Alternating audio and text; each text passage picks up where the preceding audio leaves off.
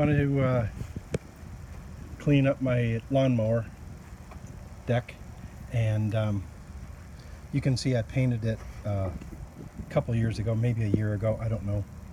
So as typical, when I'm working on something like this, I start going one step further.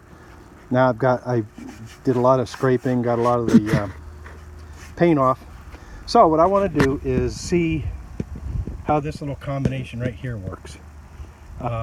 Bullseye 2 primer, interior exterior, should work on it, should get me good adhesion, right? And the Rust-Oleum semi-gloss white on top of it. You know, it gets old flipping this thing over and seeing so much rust and missing paint. So I'm going to try this, and then in a year or two I'm going to flip it back over and show you what I found. All right, here I go.